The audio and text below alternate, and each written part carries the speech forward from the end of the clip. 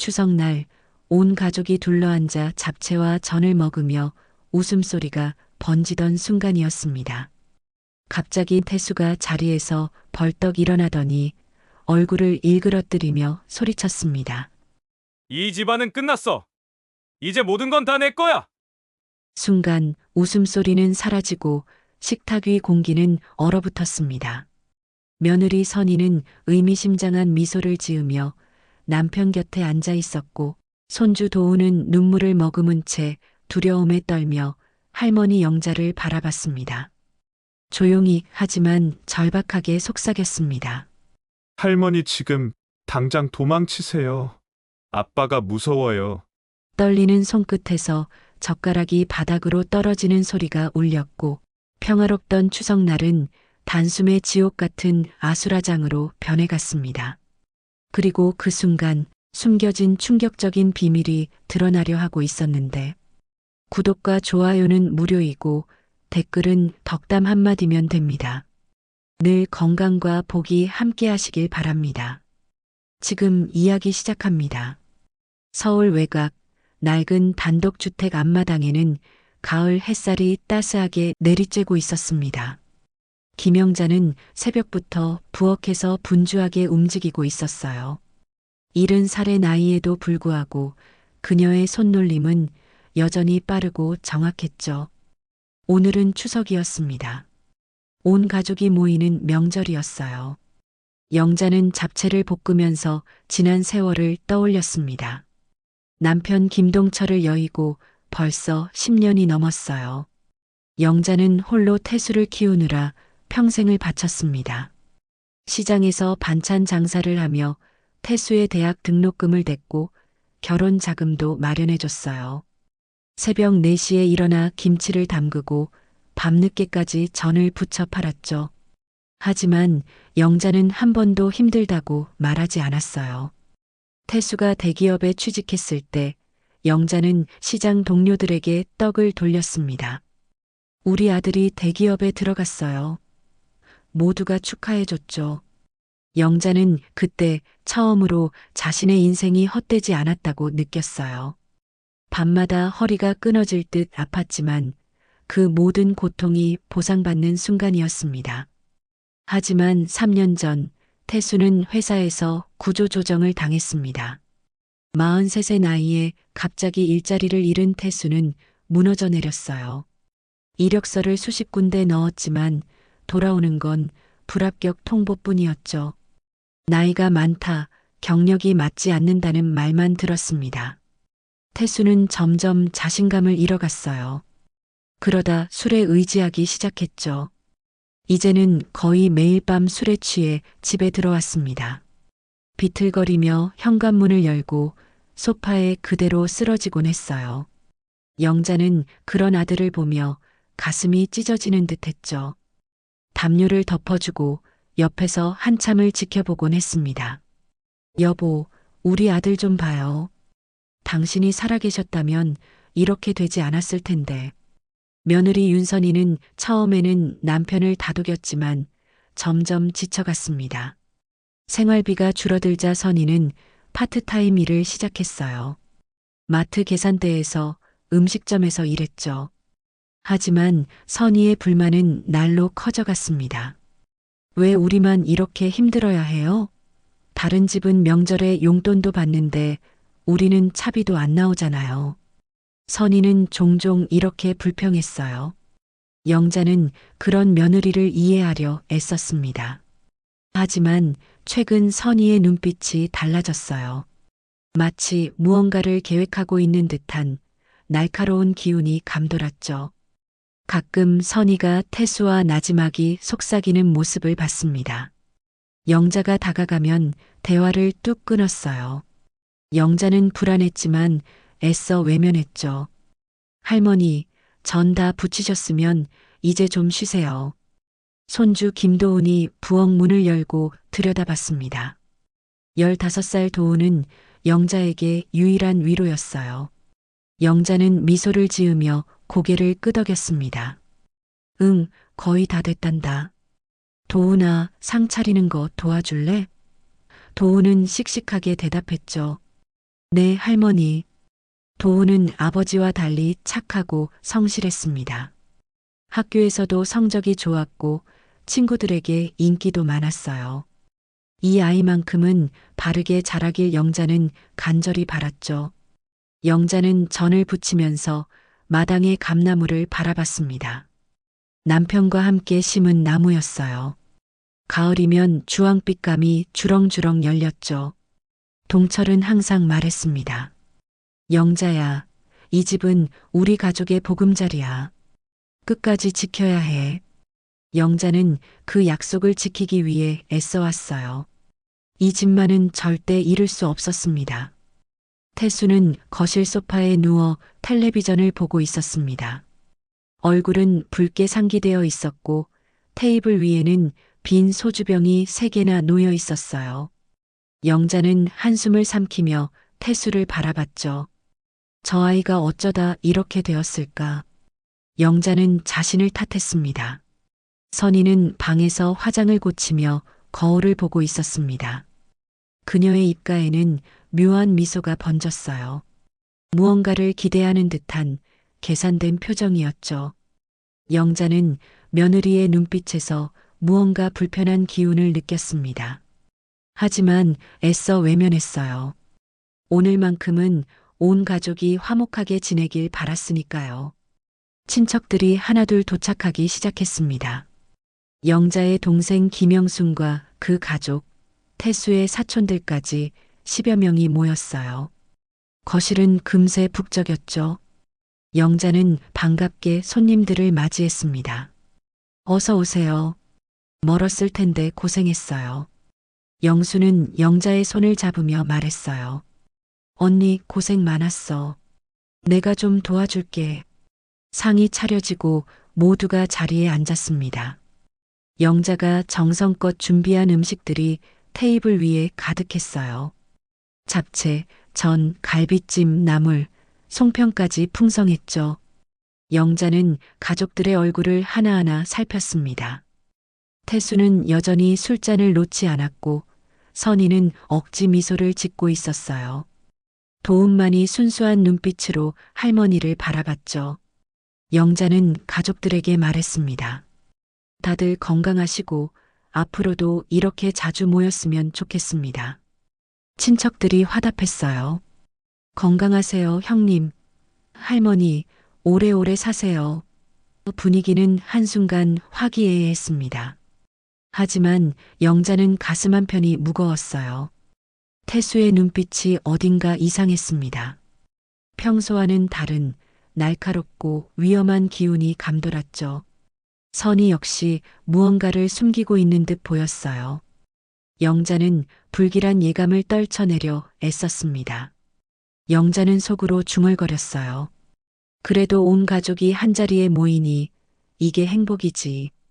하지만 그 순간 태수가 갑자기 테이블을 내리쳤어요.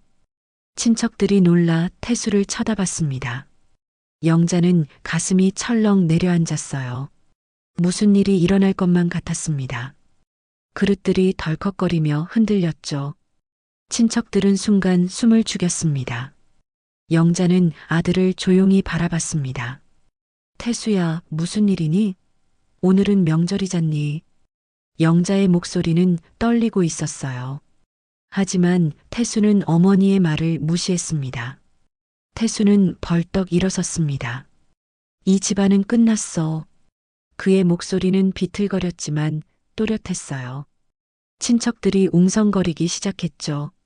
태수가 갑자기 왜 저래? 술을 너무 많이 마신 거 아니야? 하지만 태수는 멈추지 않았습니다. 이제 다 내 맘대로 할 거야. 순간 식탁 위의 공기가 얼어붙었습니다. 영자는 아들의 얼굴을 똑바로 쳐다봤어요. 저 눈빛은 처음 보는 것이었죠. 증오와 분노, 그리고 무언가 결심한 듯한 표정이었습니다. 영자의 가슴이 두근거렸어요. 뭔가 큰일이 벌어질 것 같은 예감이 들었죠. 며느리 선희는 의미심장한 미소를 지었습니다. 그녀는 태수를 말리지 않았어요. 오히려 팔짱을 끼고 앉아 구경하고 있었죠. 그 모습이 영자에게는 더욱 섬뜩하게 느껴졌습니다. 선희의 입가에 번진 미소는 마치 오래전부터 이 순간을 기다려온 듯 했어요. 도훈은 두려운 눈빛으로 할머니 옆으로 다가갔습니다. 작은 손으로 할머니의 옷자락을 잡았어요. 그리고는 떨리는 목소리로 속삭였죠.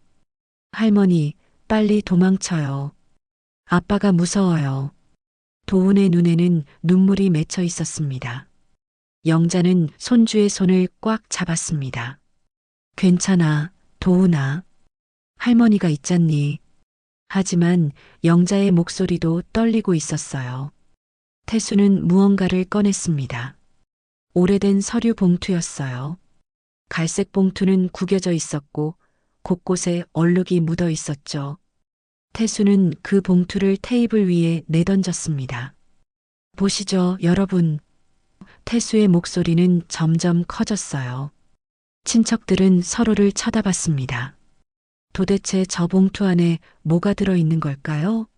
영수는 언니를 걱정스럽게 바라봤어요. 태수야, 어머니 앞에서 이게 무슨 짓이니? 하지만 태수는 고모의 말도 무시했습니다. 태수는 봉투에서 서류를 꺼냈습니다. 여러 장의 종이였어요.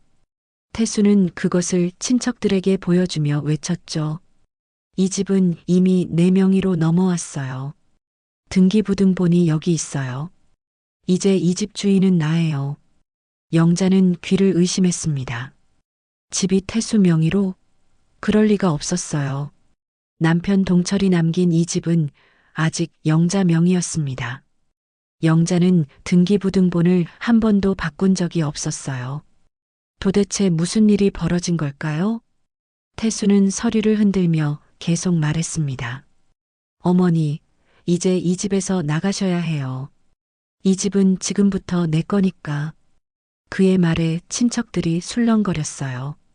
뭐라고? 어머니를 쫓아내겠다고? 저놈이 정신이 나갔구만. 영자는 천천히 일어섰습니다. 다리가 후들거렸지만 꿋꿋이 섰어요. 태수야, 그게 무슨 소리니? 이 집은 내 아버지가 내게 남긴 집이야. 영자의 목소리는 차분했지만 그 안에는 슬픔이 담겨 있었죠. 태수는 비웃었습니다. 어머니가 모르셨던 거죠. 3년 전에 이미 명의를 바꿨어요. 어머니 도장도 있고 서류도 다 갖춰져 있어요. 그는 서류를 테이블 위에 펼쳤습니다. 정말로 등기부등본이었어요. 그리고 거기에는 태수의 이름이 적혀 있었죠. 영자는 서류를 집어들었습니다. 손이 떨렸어요. 정말로 태수 명의였습니다. 하지만 이건 말이 안 됐어요. 영자는 도장을 찍은 기억이 없었죠. 이건 거짓말이야. 내가 언제 도장을 찍었니? 주변 친척들은 충격을 받았습니다. 영수는 조카를 노려봤어요. 태수야, 제정신이냐? 감히 어머니 몰래 서류를 조작했단 말이야? 다른 친척들도 태수를 비난하기 시작했죠. 이건 사기야. 내가 인간이냐? 어머니께 감히 이런 짓을 해? 하지만 선희는 승리감에 차웃음을 터뜨렸습니다. 후후, 이제야 눈치채셨어요? 이미 끝났어요, 어머님. 선희의 목소리는 차갑고 날카로웠어요. 우리는 3년 전부터 준비했어요. 모든 게 합법적이에요. 영자는 며느리를 바라봤습니다. 선희의 얼굴에는 조금의 미안함도 없었어요. 오히려 당당했죠. 영자는 가슴이 무너지는 것 같았습니다. 내가 믿었던 며느리가, 내가 키운 아들이 이럴 수 있을까? 영자의 손은 떨렸습니다. 하지만 포기할 수 없었어요. 이 집은 남편의 유산이었고 손주 도훈의 미래였습니다. 영자는 가만히 휴대폰을 꺼내 들었죠. 주머니 속에서 오래된 휴대폰을 꺼냈어요. 태수는 어머니의 행동을 보고 비웃었습니다. 뭐 하시게요? 경찰 부르시게요? 소용없어요. 서류는 완벽하니까. 하지만 영자는 아무 말도 하지 않았습니다. 그저 휴대폰 화면을 켰을 뿐이죠. 영자는 조용히 말했습니다. 내가 정말 그렇게까지 했구나. 영자의 목소리는 슬픔으로 가득했어요. 하지만 그 안에는 무언가 단단한 결심도 담겨 있었습니다. 영자는 휴대폰을 천천히 들어 올렸습니다. 켜자 거실의 모든 시선이 그곳으로 쏠렸어요. 태수는 여전히 비웃고 있었죠. 어머니, 그거 가지고 뭘 하시려고요? 증거라도 있어요? 하지만 영자는 아무 말도 하지 않았습니다. 그저 화면을 테이블 위에 놓았을 뿐이죠. 영자의 손가락이 재생 버튼을 눌렀습니다. 순간 거실의 영상이 재생되기 시작했어요. 처음에는 어두운 화면이었습니다. 하지만 곧 선명한 장면이 나타났죠. 그곳은 도박장이었어요. 번쩍이는 네온 사인과 담배 연기가 자욱한 공간이었습니다. 화면 속에서 태수가 보였습니다. 그는 도박 테이블 앞에 앉아 있었어요. 칩을 쌓아놓고 카드를 받고 있었죠. 태수의 얼굴은 붉게 상기되어 있었고 눈은 혈안이 되어 있었습니다. 그는 주먹으로 테이블을 치며 소리쳤어요. 한 판만 더. 이번엔 무조건 딴다. 친척들은 숨을 죽이고 화면을 바라봤습니다.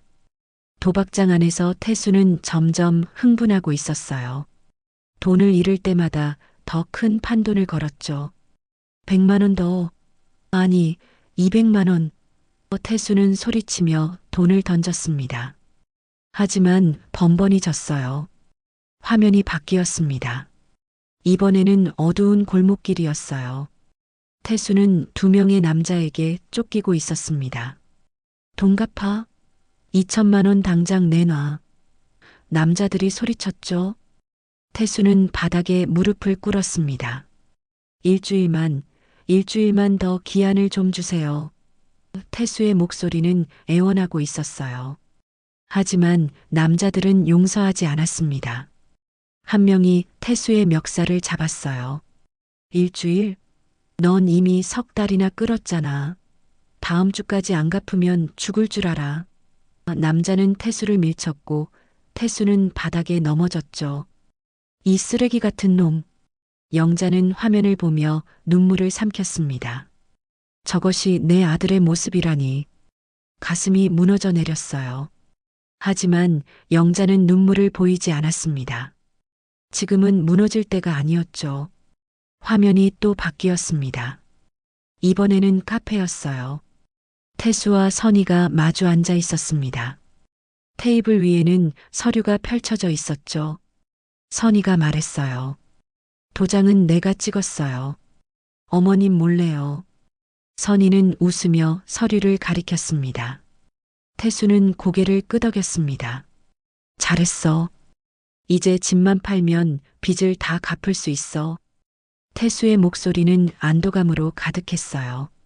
선희는 태수의 손을 잡았죠. 우리 이제 새 출발할 수 있어요. 어머님은 신경 쓰지 마요. 두 사람은 서로를 보며 웃었습니다. 마치 공모자처럼요. 선희는 가방에서 도장을 꺼냈어요. 영자의 도장이었습니다. 이걸로 서류를 만들었어요. 완벽하죠? 태수는 도장을 받아들고 만족스러운 표정을 지었죠. 너무 완벽해. 어머니는 절대 모르실 거야. 친척들은 경악했습니다. 저것들이 정말 어머니 가슴에 대못을 박네. 서류까지 위조하다니 내 놈이 제 정신이냐. 영수는 분노에 떨며 조카를 노려봤어요. 태수야, 내가 감히 어머니를 속이고도 자식이냐. 하지만 영상은 끝나지 않았습니다. 화면이 다시 바뀌었어요. 이번에는 밤거리였습니다. 태수는 양복을 차려입고 고급 식당에서 나오고 있었어요. 옆에는 낯선 여자가 있었죠. 여자는 태수의 팔에 매달려 있었습니다. 태수는 지갑을 꺼내 돈다발을 꺼냈습니다. 오늘 재밌었지? 다음에 또 놀자. 태수는 여자에게 돈을 건넸어요. 여자는 활짝 웃으며 돈을 받았죠. 두 사람은 택시를 타고 어디론가 사라졌습니다. 화면 속 자막이 나타났습니다. 회사 자금 횡령 금액 5천만 원. 친척들은 충격에 빠졌어요. 횡령까지 했다고? 저 돈으로 저렇게 쓴 거야? 친척들의 목소리는 점점 커졌습니다. 영상이 끝났습니다. 거실은 정적에 휩싸였어요. 모두가 태수와 선희를 바라봤습니다. 태수의 얼굴은 창백해졌어요. 선희의 얼굴은 굳어졌죠. 두 사람은 아무 말도 하지 못했습니다. 순간 친척들이 웅성거리기 시작했습니다. 저런 못된 놈들을 어머니 가슴에 대못을 박다니, 넌 자식도 아니다. 경찰에 신고해야 해. 친척들의 목소리는 분노로 가득했어요.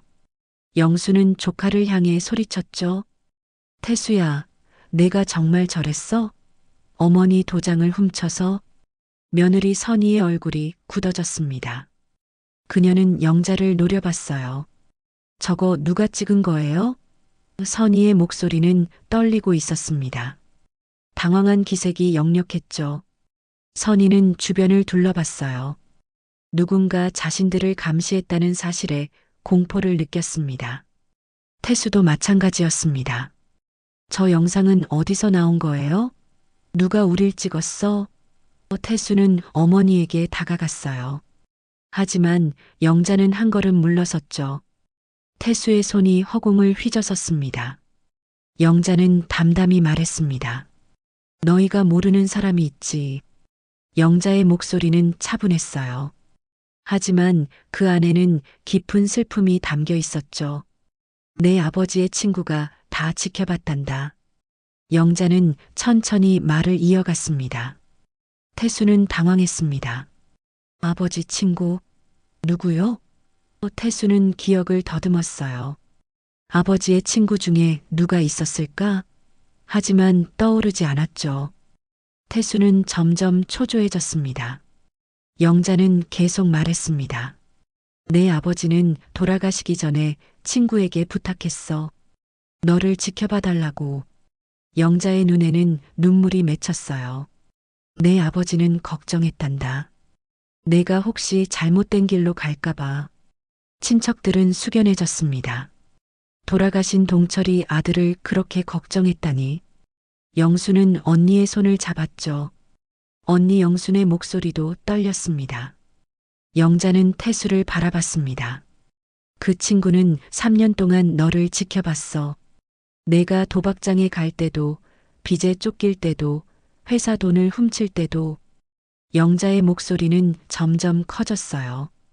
그리고 내가 나를 속일 때도 다 지켜봤단다. 태수는 바닥에 주저앉았어요. 모든 것이 들통난 것이죠. 선희는 얼굴이 새하얘졌습니다. 두 사람은 아무 말도 하지 못했어요. 하지만 그의 눈빛은 여전히 날카로웠죠. 순간 태수의 표정이 일그러졌습니다. 무릎을 꿇고 있던 태수가 천천히 고개를 들었어요. 그래서 어쩌라고요? 태수의 목소리는 비틀거렸지만 그 안에는 오히려 더 큰 분노가 담겨 있었죠. 친척들은 당황했습니다. 저렇게 증거를 보여줬는데도 뉘우치지 않다니.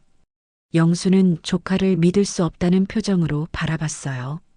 태수야, 정신 차려. 내가 지금 무슨 짓을 한 건지 알아? 하지만 태수는 고모의 말을 무시했습니다. 태수는 비틀거리며 일어섰습니다. 몸을 간신히 지탱하며 영자에게 다가갔어요. 이 영상이 뭐 대수예요? 태수는 휴대폰을 향해 손을 뻗었죠. 하지만 영자는 재빨리 휴대폰을 치웠습니다. 태수는 분노에 차소리쳤습니다.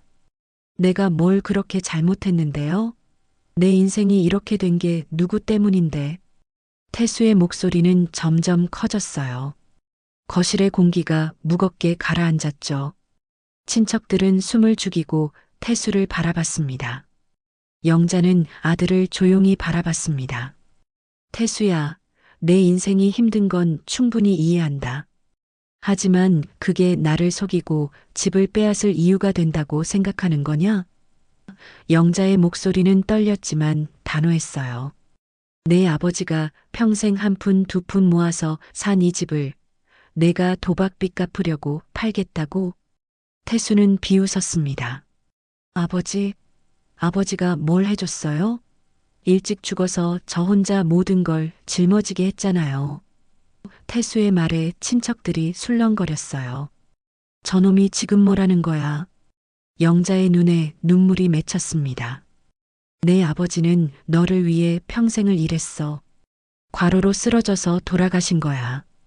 영자의 목소리는 슬픔으로 가득했죠. 아버지가 남긴 유일한 재산이 이 집이야. 그런데 내가 지금 그걸 팔아치우겠다고?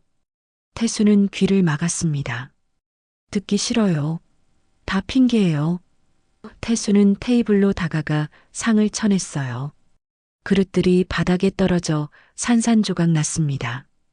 음식들이 사방에 튀었죠. 친척들은 비명을 질렀어요. 아이고, 완전히 맛이 갔네. 태수가 이성을 잃었네. 태수는 상을 엎고도 멈추지 않았습니다. 꽃병이 벽에 부딪혀 깨졌고 액자가 바닥에 떨어졌죠. 이 집도 이 물건들도 다 내 거야. 내 맘대로 할 거라고. 태수는 미친 듯이 소리쳤습니다. 영순이 조카를 막으려 했습니다. 태수야, 그만해. 정신 차려. 하지만 태수는 고모를 밀쳤어요. 영순은 뒤로 비틀거렸죠. 다른 친척이 영순을 부축했습니다. 선희는 여전히 한쪽 구석에 서 있었습니다. 말리지도 않았어요. 입가에는 여전히 차가운 미소가 번져 있었습니다. 마치 계획대로 되고 있다는 듯한 표정이었어요. 태수는 이제 어머니를 향해 다가왔습니다. 어머니, 이제 그만 포기하세요. 서류는 이미 완벽해요. 법적으로도 문제 없어요. 태수는 영자의 손목을 잡았어요. 집을 팔든 뭘 하든 이제 제 마음이라고요. 영자는 아들의 손을 뿌리쳤습니다. 안 돼. 이 집은 절대 줄 수 없어. 영자의 목소리는 단호했어요. 하지만 태수는 더 세게 어머니의 팔을 잡았죠. 어머니가 뭘 할 수 있어요? 아무것도 못해요. 영자는 비틀거렸어요. 깨진 그릇 조각들이 바닥에 흩어져 있었고 음식물이 여기저기 튀어 있었어요. 태수야, 제발 정신 차려. 영자는 간신히 말했죠. 하지만 태수는 듣지 않았습니다. 집 명의는 이미 제 거예요. 어머니는 아무것도 할 수 없어요. 영자는 마음속에 오래 묻어둔 사실을 떠올렸습니다. 남편이 남긴 유언이었어요. 영자는 남편 동철의 목소리를 떠올렸습니다. 영자야, 내가 힘들면 이 USB를 꺼내라. 진실은 언제나 드러나게 되어 있다. 동철은 돌아가시기 전 영자에게 작은 USB를 건넸었죠. 이건 아무한테도 말하지 마. 정말 위급할 때만 사용해. 영자는 그 USB를 10년 동안 서랍 깊숙이 숨겨뒀습니다. 한 번도 꺼내본 적 없었어요. 남편이 무엇을 남겼는지도 몰랐죠. 하지만 지금이 바로 그때였습니다. 영자는 눈물을 닦고 결심했어요. 영자는 태수의 손을 뿌리치고 서랍으로 갔습니다. 손이 떨렸지만 서랍을 열었어요. 오래된 상자가 있었죠. 영자는 상자를 열고 그 안에서 작은 USB를 꺼냈습니다. 태수는 어머니를 비웃었습니다. 그게 뭔데요? 또 증거라도 있어요? 하지만 영자는 침착했습니다. 영자는 조용히 말했어요. 이 안에는 내가 모르는 진실이 담겨 있단다. 영자는 한 번도 이걸 열어본 적이 없었습니다. 남편을 믿었고 필요한 순간이 오면 알게 될 거라 생각했죠. 태수는 어머니에게 다가갔어요. 어차피 아무것도 아닐 거예요. 어머니는 그저 시간 끌기만 하시는 거잖아요. 선희도 불안한 기색이 역력했습니다. 무언가 잘못될 수도 있다는 직감이 들었어요. 여보, 그냥 빼서요. 저게 뭐가 들었는지 모르잖아요. 선희의 목소리는 초조함으로 떨렸죠. 이리 내놔요. 태수는 영자의 손목을 잡았어요. 영자는 USB를 꽉 쥐며 버텼죠. 안 돼. 이건 내 아버지가 남긴 거야. 하지만 태수는 더 세게 잡아당겼습니다. 순간 영자의 몸이 균형을 잃었습니다. 영자는 그대로 넘어질 뻔했어요. 하지만 영순이 재빨리 언니를 붙잡았죠. 언니. 영순의 목소리는 다급했습니다. 영자는 간신히 쓰러지지 않았어요. 하지만 손목에서는 피가 흘렀죠. 깨진 그릇에 베인 것이었습니다. 도훈은 울며 외쳤습니다. 아빠 그만해. 할머니 다치잖아요. 도훈이가 아버지 태수를 말렸습니다. 어머니, 이제 그만 포기해요. 집은 제 거라고요. 친척들도 태수를 말렸습니다. 이젠 정말 경찰 불러야겠어. 저런 놈 그냥 둘 수 없어. 태수는 절규하며 소파를 발로 찼죠. 다들 뭘 알아요? 제 인생이 얼마나 힘든지 몰라요. 태수의 목소리는 절망으로 가득했습니다. 영자는 피 흐르는 손목을 감싸 쥐었습니다. 아팠지만 참았어요. 지금은 무너질 때가 아니었죠. 영자는 USB를 꽉 쥐고 말했습니다. 태수야, 내가 힘든 건 알지만 이제 그만 멈춰. 태수는 비웃었습니다. 이건 다 어머니가 저를 몰아붙여서 그런 거예요. 제가 피해자라고요. 태수의 말에 친척들은 어이없어 했죠. 영순이 소리쳤습니다. 내가 지금 무슨 소리를 하는 거니? 어머니 손목에서 피가 나잖아. 영수는 언니의 손목을 보여줬어요. 하지만 태수는 고개를 돌렸습니다. 제 잘못이 아니에요. 선희는 여전히 한쪽에서 지켜보고 있었습니다. 하지만 이제는 불안한 표정이 역력했어요.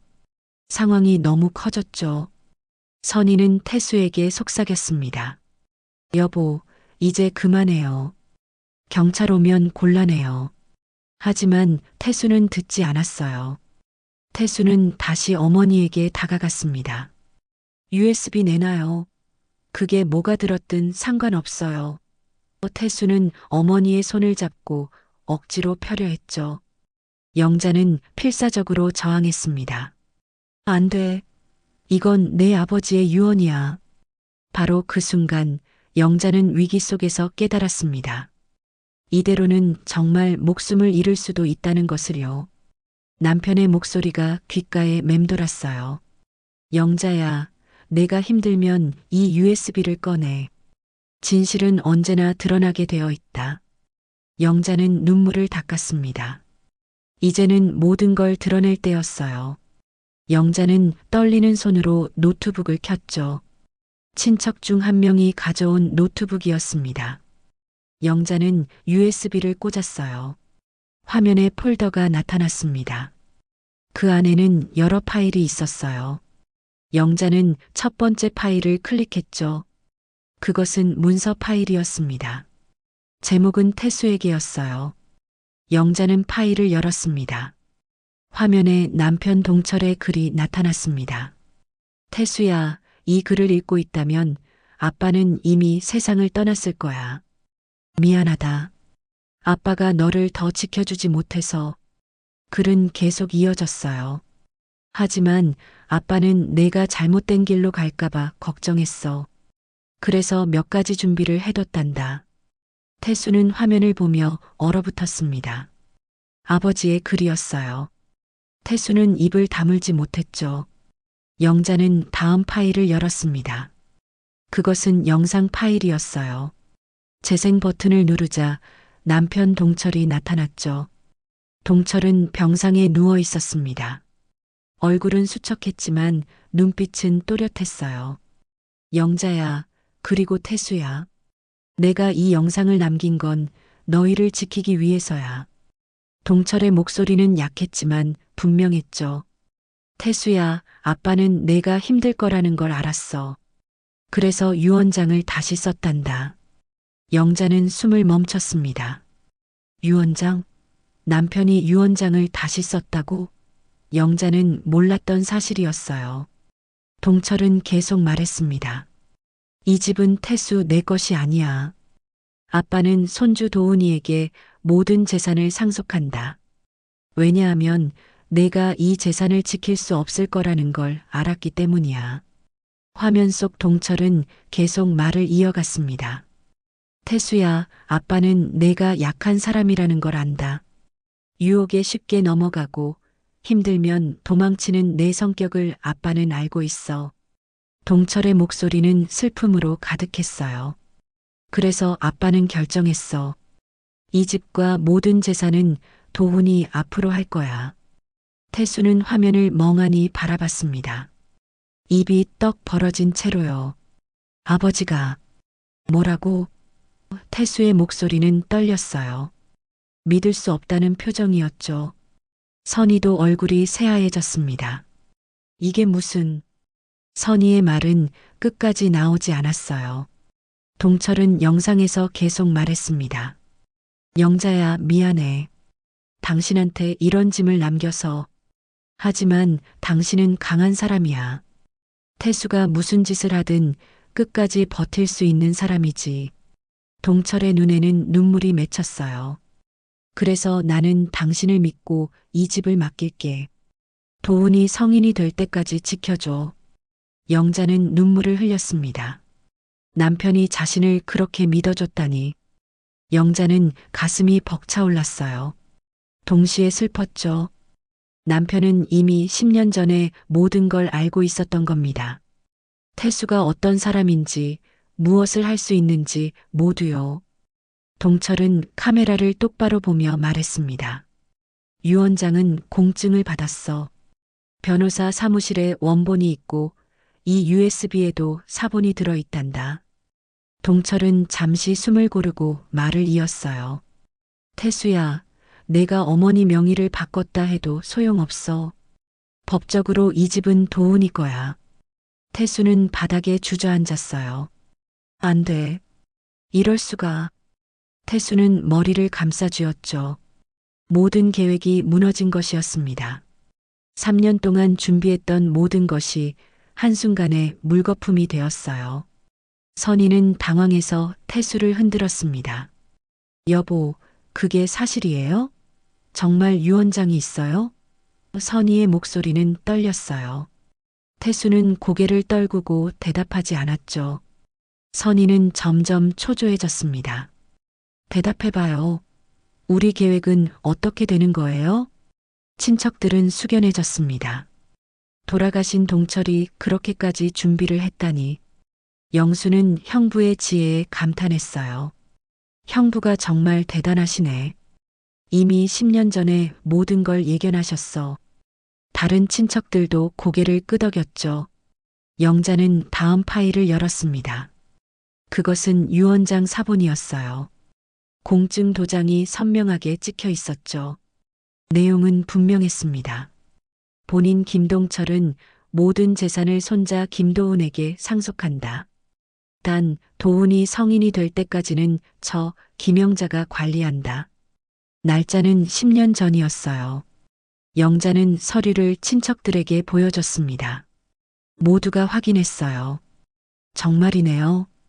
공증까지 받았어요. 친척들의 목소리가 웅성거렸죠. 태수와 선희의 얼굴은 절망으로 일그러졌습니다. 영자는 조용히 말했습니다. 태수야, 내가 바꾼 등기부등본은 위조야. 법적으로 무효란다. 영자의 목소리는 차분했어요. 내 아버지의 유 원장이 있는 한 이 집은 내 것이 될 수 없어. 태수는 절규했습니다. 안 돼. 안 된다고요. 태수는 바닥을 주먹으로 쳤어요. 제 인생은 어떻게 되는 거예요? 저한테도 이 집 권리가 있어요. 태수의 목소리는 절망으로 가득했죠. 하지만 누구도 동정하지 않았습니다. 선희는 태수를 노려봤습니다. 당신이 지금까지 뭐 한 거예요? 아버님 유 원장도 모르고 계획을 세웠어요? 선희의 목소리는 분노로 떨렸어요. 우리 3년이 다 헛수고가 됐잖아요. 선희는 태수를 비난하기 시작했죠. 태수는 아내를 쳐다봤습니다. 당신도 같이 한 거잖아. 왜 나만 탓해? 도장 훔친 것도 너고 서류 만든 것도 너잖아.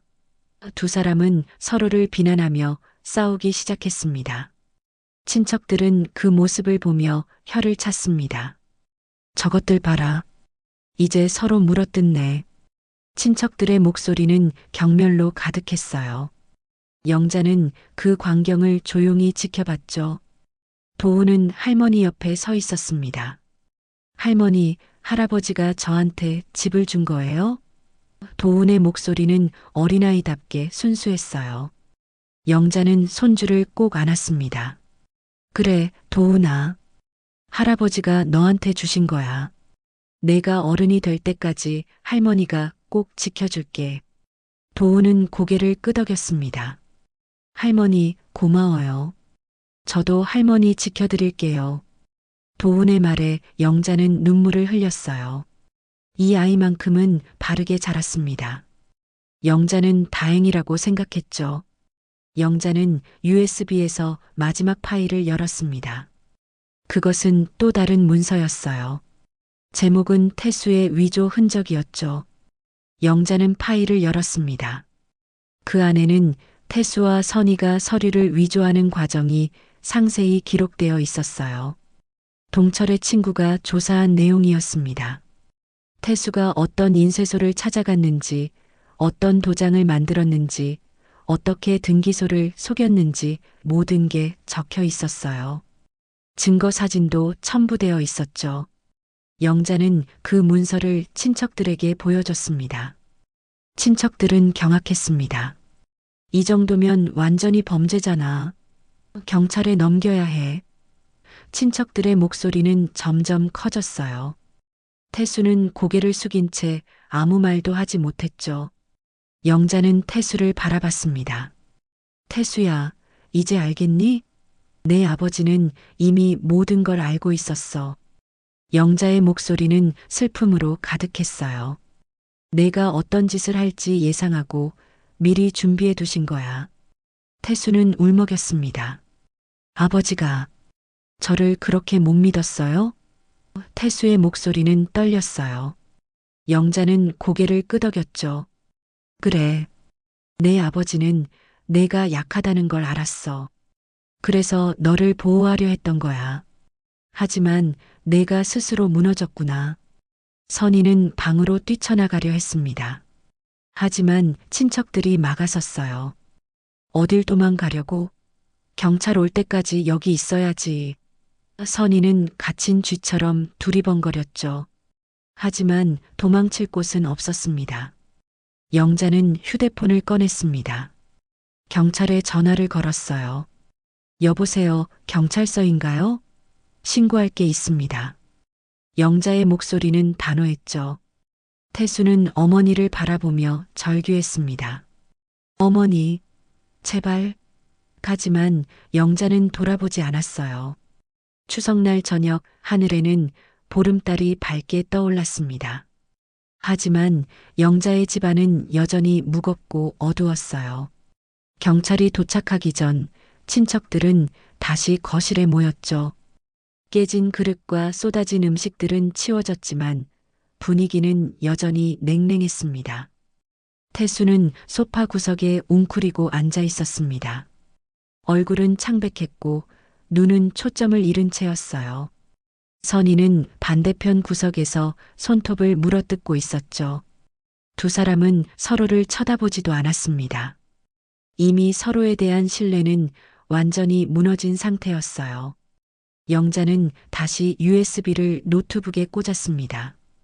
친척들 앞에서 모든 증거를 정리하기 위해서였어요. 화면에는 여러 파일이 나열되었죠. 영자는 그중 하나를 열었습니다. 태수의 위조 증거라는 제목의 폴더였어요. 폴더 안에는 놀라운 자료들이 가득했습니다. 태수가 위조 도장을 만들기 위해 방문한 인쇄소의 CCTV 영상, 가짜 서류를 만드는 과정을 촬영한 사진들, 그리고 단기소 직원을 매수하려 했던 녹음 파일까지 있었어요. 동철의 친구는 3년 동안 모든 것을 기록했던 겁니다. 영수는 화면을 보며 한숨을 쉬었습니다. 형부가 정말 철저하게 준비하셨네요. 이 정도면 재판에서도 충분히 이길 수 있어요.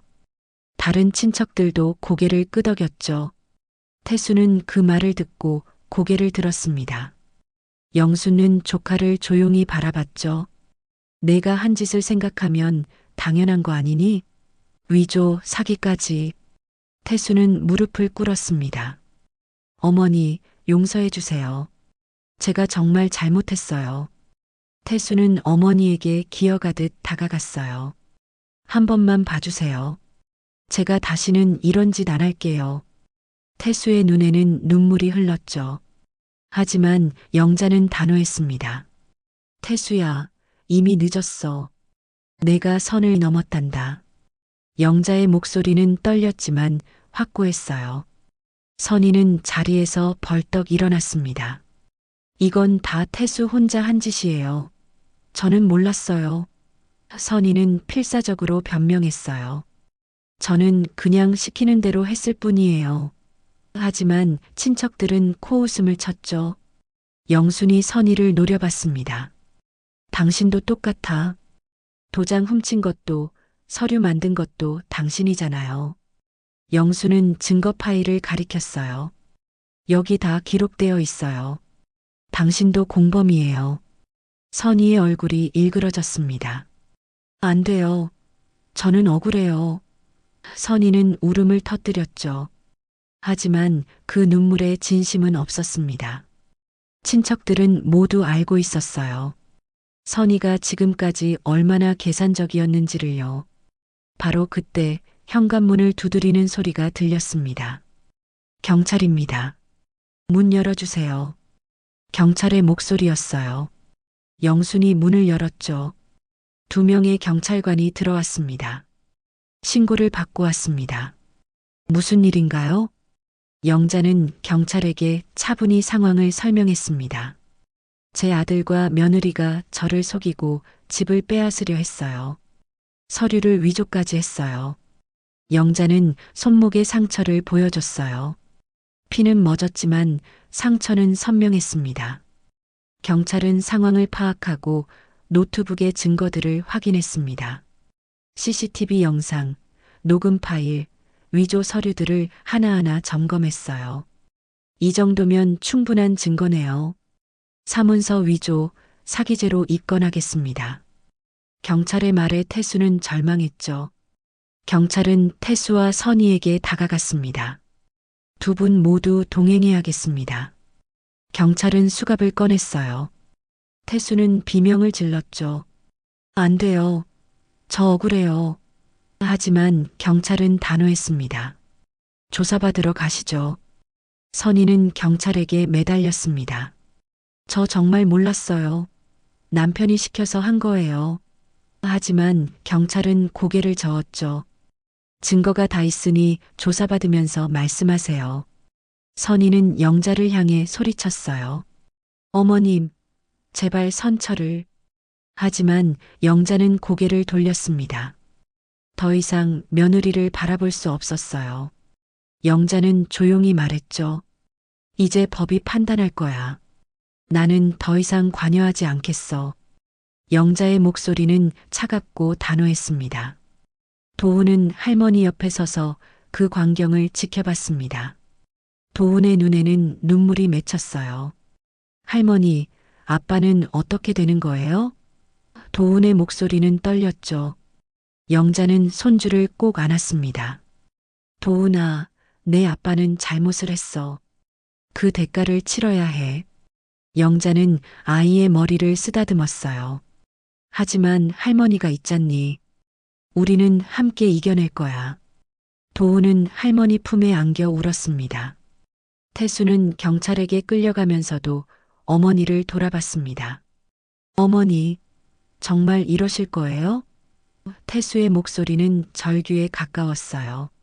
하지만 영자는 대답하지 않았죠. 등을 돌린 채 서 있을 뿐이었습니다. 선희는 현관을 나서며 도끼 어린 눈빛으로 영자를 노려봤습니다. 두고 보세요. 이게 끝이 아니에요. 선희의 목소리는 저주처럼 들렸어요. 하지만 경찰이 선희를 끌고 나갔죠. 현관문이 닫히며 집안은 다시 조용해졌습니다. 친척들은 서로를 바라봤습니다. 오늘 일어난 일들이 믿기지 않았어요. 영수는 언니에게 다가가 손을 잡았죠. 언니, 정말 고생 많았어요. 잘 견뎌냈어요.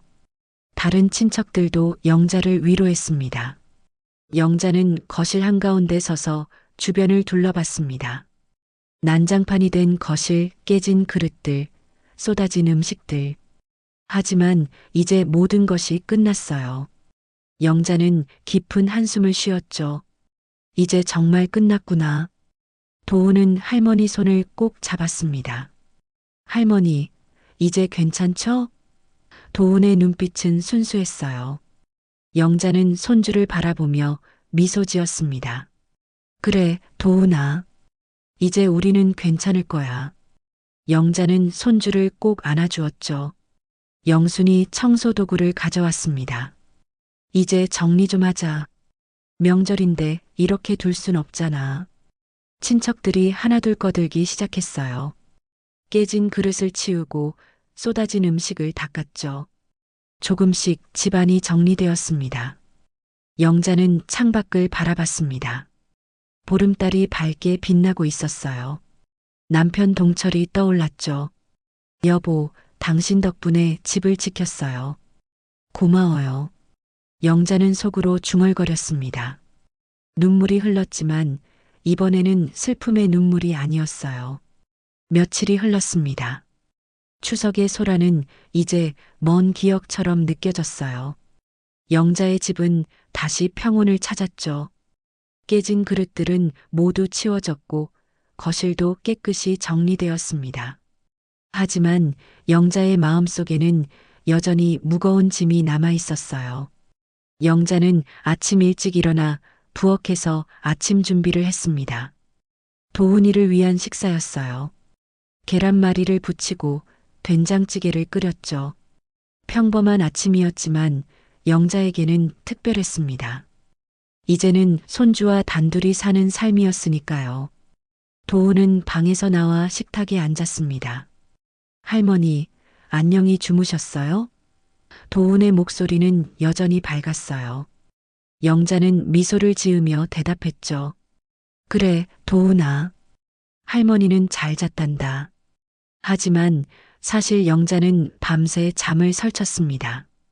태수 생각에 마음이 편치 않았어요. 식사를 하는 동안 도훈은 조용히 밥을 먹었습니다. 평소보다 말이 없었어요. 영자는 손주의 표정을 살폈죠. 도훈아, 무슨 일 있니?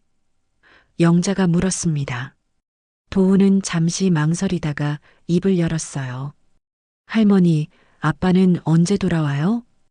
영자는 가슴이 먹먹했습니다. 도훈은 아직 어린아이였어요.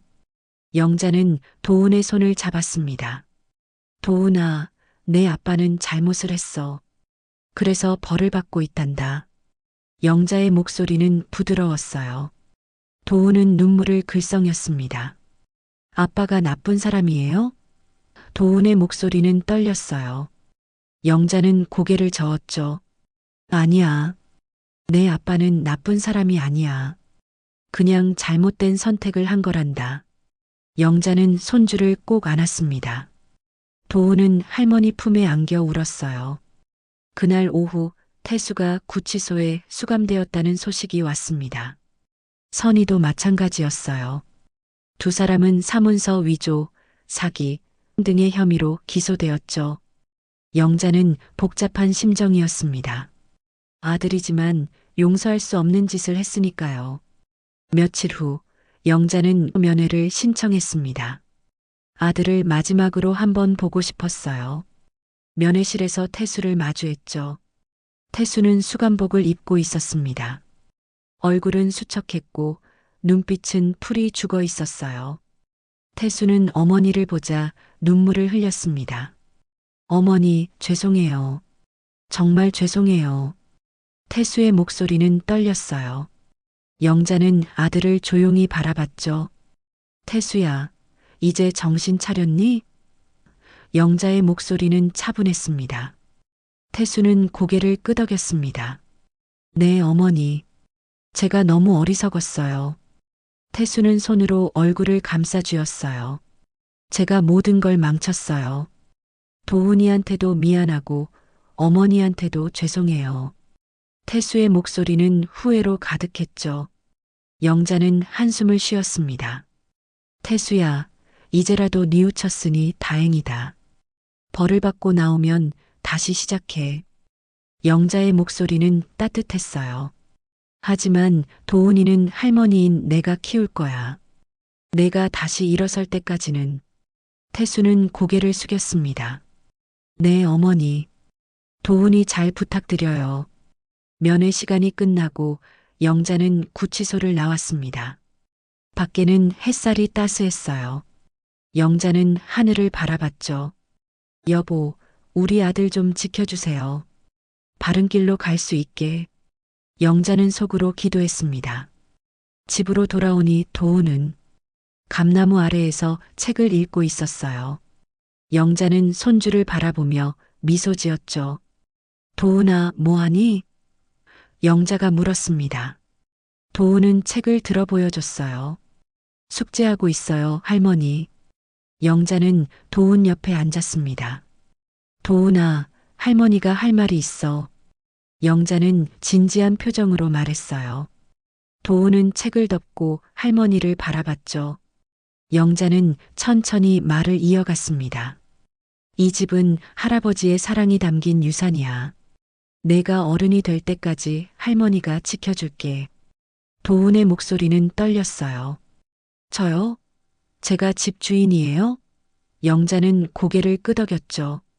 맞아. 우리가 힘을 합쳐 할머니와 이 집을 지켜야 해. 영자는 손주의 손을 잡았습니다. 도훈은 진지한 표정으로 말했습니다. 할머니, 이 집을 지킬게요. 할아버지와 할머니의 집이니까요. 도훈의 목소리는 단호했어요. 영자는 감동했죠. 영자는 손주를 꼭 안았습니다. 저녁이 되어 두 사람은 함께 식사를 준비했습니다. 부엌에서 나란히 서서 요리를 했어요. 도훈은 할머니를 돕느라 분주했죠. 할머니, 제가 상 차릴게요. 도훈은 씩씩하게 말했습니다. 저녁 식사를 하며 도훈이 물었습니다. 할머니, 우리 이제 어떻게 돼요? 도훈의 목소리는 조심스러웠어요. 영자는 미소를 지으며 대답했죠. 도훈아, 걱정 마라. 할머니가 있으니 넌 혼자가 아니야. 영자는 손주의 손을 잡았습니다. 도훈은 고개를 끄덕이며 말했습니다. 할머니, 제가 지켜드릴게요. 이제부터 다시 시작해요. 도훈의 눈빛은 맑고 단호했어요. 영자는 눈물을 흘렸습니다. 하지만 이번에는 희망의 눈물이었죠. 영자는 창밖을 바라봤습니다. 마당의 감나무에는 주황빛감이 주렁주렁 열려 있었어요. 남편이 심은 나무였죠. 영자는 남편을 떠올렸습니다. 여보, 이제 걱정 마세요. 도훈이와 함께 이 집 잘 지킬게요. 영자의 목소리는 단호하고 따뜻했습니다. 밤하늘에는 별이 반짝였습니다. 영자와 도훈은 마당에 나와 별을 바라봤어요. 할머니, 저 별 중에 할아버지도 있을까요? 도훈이 물었습니다. 영자는 하늘을 올려다보며 대답했죠. 그럼 분명 있을 거야. 우리를 지켜보고 계실 거야. 두 사람은 서로의 손을 꼭 잡았습니다. 앞으로의 길은 쉽지 않을 거예요. 하지만 영자와 도훈은 함께였습니다. 그것만으로 충분했죠. 새로운 시작, 새로운 희망이 그들을 기다리고 있었습니다. 오늘 이야기가 여러분께 어떤 울림을 주었을까요? 무료로 할 수 있는 구독과 좋아요, 댓글은 큰 응원이 됩니다. 사연 전시몰과 함께 해주셔서 감사합니다.